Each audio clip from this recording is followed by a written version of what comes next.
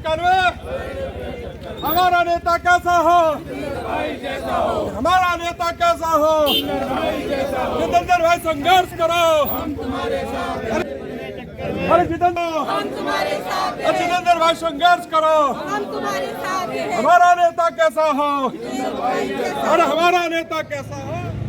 चुनाव की ताल ठोकने जा रहे हैं, कैसे देखते हैं तुम्हारा आप चुनाव को? ये जो है जो आम जनता और ये पूंजीपतियों के बीच की लड़ाई को मैं देखता हूँ इसमें, क्योंकि जैसे पूंजीपतियों ने जब ना फील्ड में काम किया है ना, वो कभी किसी समस्याओं में कभी आते हैं, लेकिन जैसे चुनाव आता है वो तुरंत आ जाते हैं। हम अपने कूड़े घर के आंदोलन से देख सकते हैं कि जब हमारा शीशमबाड़ा कूड़ा घर का आंदोलन चला, यहाँ तक कि पत्रकार, समाजसेवी सब आए, लेकिन जितने ये पूंजीपति, ठेकेदार ये सब है, ये कभी नहीं आए हमारे आंदोलन में समर्थन करने।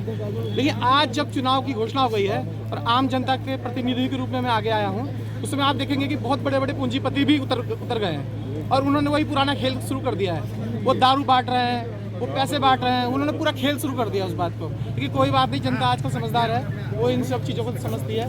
हमारे मेन मुद्दा है शीशमबाड़ा कूड़ा घर को हम हटाना चाहते हैं और सारा फोकस हमारा उसी पर रहेगा।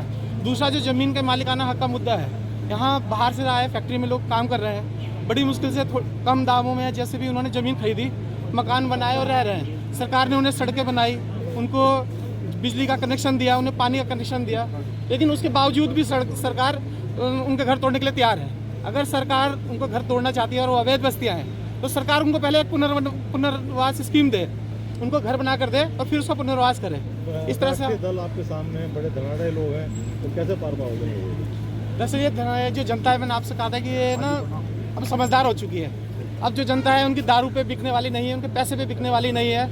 अब बहुत समझदार जनता है, वो देखती है कि हमारे मुद्दे को लेकर कौन लड़ रहा है। बड़ा आरोप भी लगाया कि शराब बढ़ रही है। हाँ जी, हाँ जी, तो यही मैं आपको बता रहा हूँ, अब शराब जो बढ़ रही है या जो पैसा बढ़ रहा है, लेकिन जनता, अब वो समय चला गया, पुराना समय था कि लोग चिकन, दारू और उस पर कुछ लोग चले जा सकते थे, लेकिन आज वो समय नहीं है। आज वो खा लेंगे लेकिन अपना दिमाग से काम करते हैं। किस प्रकार का रिस्पांस मिल रहा है जनता? रिस्पांस तो बहुत ही बढ़िया है और हर आदमी खुद ही फ़ोन कर रहा है काफ़ी लोगों की तरफ से, और वो बदलाव चाह रहा है, क्योंकि वो भी चाहता है कि उनके बीच का आदमी आए ताकि उनके मुद्दे पर वो काम कर सके। लेकिन अगर हम देखेंगे कि जो अमीर आदमी है ना, उसको जाकर आप अपनी समस्याओं को कभी नहीं बोल सकते, लेकिन जैसे उनके बीच का आदमी है तो वह हम अपनी समस्याओं को ही बोल सकता है। ठीक है, धन्यवाद। आप नॉमिनेशन कराने आए हैं, तो क्या लगता है कि कहाँ तक जीत हासिल कर पाएंगे? हमें पूरी उम्मीद है हम जीतेंगे, क्योंकि जनता जो है बीजेपी कांग्रेस से त्रस्त हो चुकी है। आपने इनके कथनी और करनी में अंतर देख लिया हुआ। अभी देखिए, जो सेलाकुंज में कूड़ेदान है, जो कूड़े का ढेर लगा हुआ है, कहीं ना कहीं सरकार उसको हटाना नहीं चाहती और वहाँ से जो बीमारियाँ हैं और वो लगातार बढ़ रही है। तो हमारे जो कैंडिडेट है उसका पहला मुद्दा ये है कि कूड़ेदान को हटाया जाए, जो फैक्ट्री है उसमें ठेकेदारी प्रथा खत्म की जाए।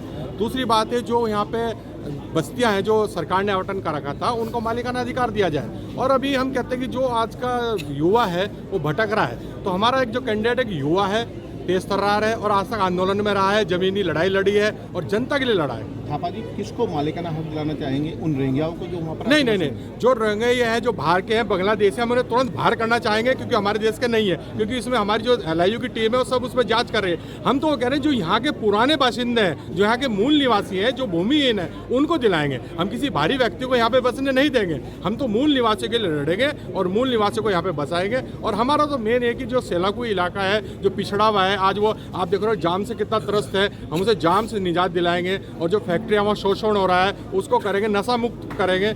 ऐसा एक हम समाज की, अच्छे समाज के हम उम्मीद करते हैं कि हमारा जो युवा नेता है ये एक बुनियाद रखेगा, और इसीलिए इसको बढ़ चढ़ के युवा लोग सपोर्ट कर रहे हैं। और हमें उम्मीद है कि हम बहुत अच्छे वोटों से जीत रहे हैं और बीजेपी कांग्रेस के अलावा तीसरा विकल्प हम है, और हम आपको विश्वास दिलाते हैं कि हम बहुत जल्द जीत के बहुत बड़ी जीत से जीतेंगे।